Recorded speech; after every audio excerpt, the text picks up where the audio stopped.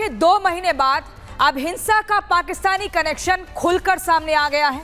संभल के एक युवक का पाकिस्तान के मौलवी से ऑनलाइन बातचीत करने का वीडियो वायरल हो रहा है।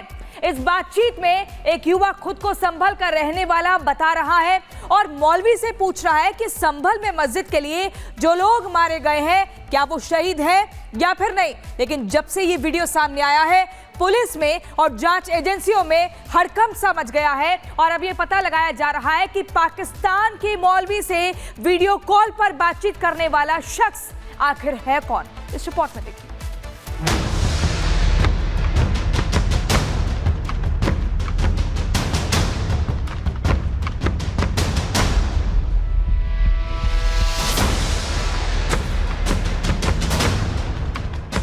चौबीस नवंबर 2024 को जब संभल में हिंसा हुई थी, तभी यह शक जताया गया था कि संभल का कहीं ना कहीं पाकिस्तान कनेक्शन जरूर होगा और अब इसके सबूत भी मिल गए हैं।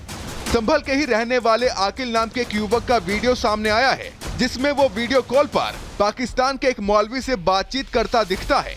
इस बातचीत में आकिल नाम का ये शख्स पाकिस्तान के मौलाना मोहम्मद अली मिर्जा से पूछता है कि क्या संभल हिंसा में जो 4 लोग मारे गए वो शहीद हैं या नहीं। जी आकिल भाई, कहाँ से आप? जी यूपी डिस्ट्रिक्ट संभल से। जी अपना सवाल करें।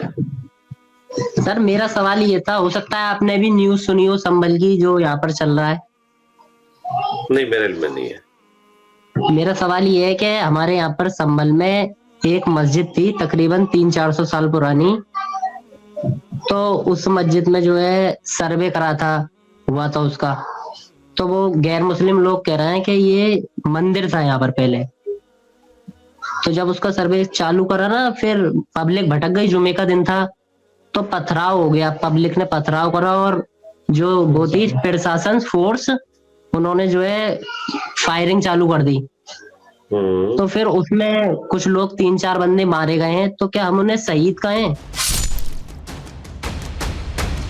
आकिल सवाल पूछता है तो पाकिस्तान के मौलाना मोहम्मद अली मिर्जा तपाक से जवाब देते हैं।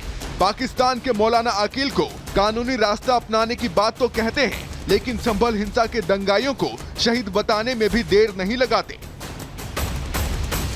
नहीं, वो क्यों मारे गए हैं? वो मस्जिद की वजह से, क्योंकि जो गैर मुस्लिम है वो मस्जिद पर कब्जा करना चाह रहे हैं ना, मंदिर बता रहा है, वो कह रहा है यहाँ पर मंदिर था पहले।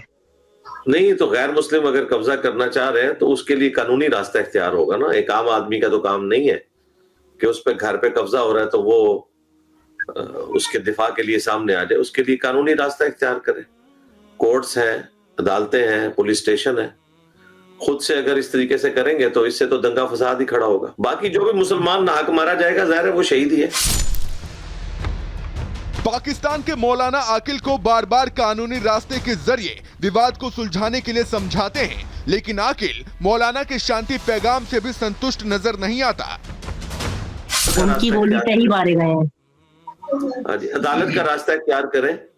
खुद से कोई फोर्स बना के, कोई जत्था बना के उनसे लड़ने की जरूरत नहीं है, उसका नुकसान ही होगा। तो सर उन्हें शहीद न कहना चाहिए जो मारे गए हैं गोली से, पुलिस वालों को? मेरे भाई, मुसलमान कोई भी मारा जाएगा मैं उसे शहीद ही समझूंगा, क्यों नहीं शहीद होगा।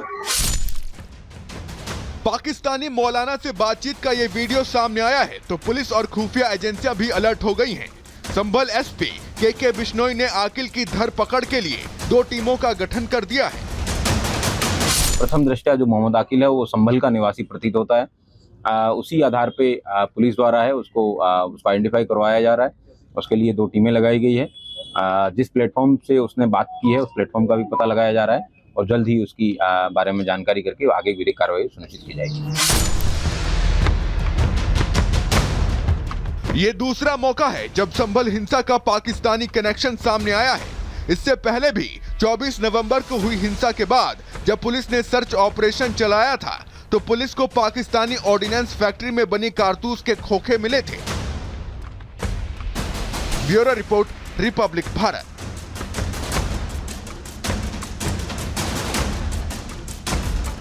चलिए आगे बढ़ेंगे और बात करेंगे प्रयागराज महाकुंभ की, क्योंकि अब कुंभ में बाबा बागेश्वर की एंट्री होने वाली है।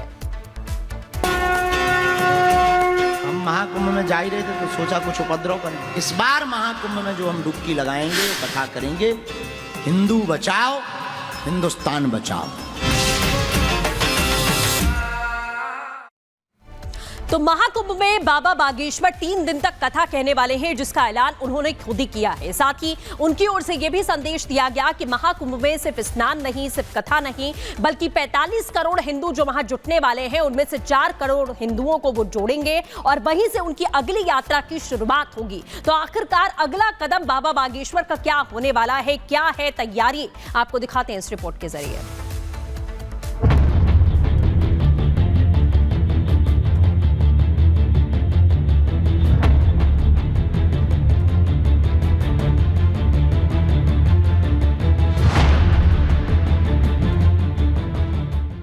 संगम के ठीक सामने कथा कहने का हमें महाकुंभ में सौभाग्य मिला है, लेटे हुए हनुमान जी के सामने। हिंदू राष्ट्र की हुंकार, सनातनी ललकार को लेकर बागेश्वर धाम के पीठाधीश्वर पंडित धीरेन्द्र कृष्ण शास्त्री अक्सर चर्चा में रहते हैं। प्रयागराज महाकुंभ में सनातन के लिए बाबा बागेश्वर का अगला मिशन नजर आने वाला है। बाबा बागेश्वर ने तय किया है कि वो महाकुंभ में तो जाएंगे, लेकिन धर्म विरोधियों के खिलाफ ऐसा रण छेड़ेंगे कि विरोधी हैरान परेशान हो जाएंगे।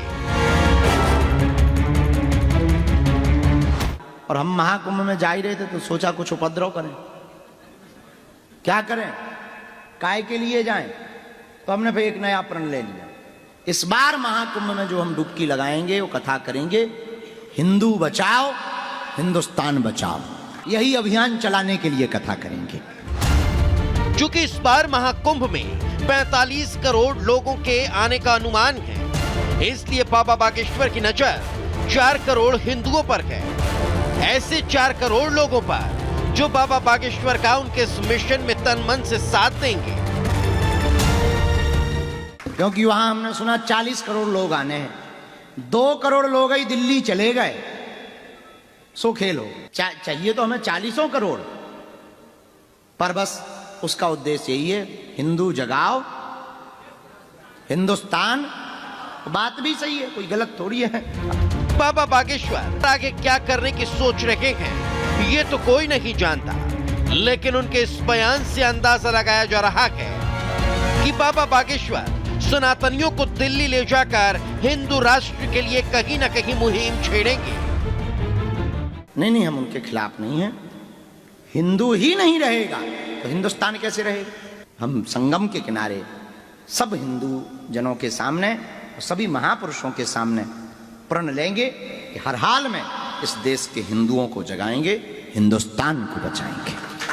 बाबा बागेश्वर इसी महीने की 24 या 25 जनवरी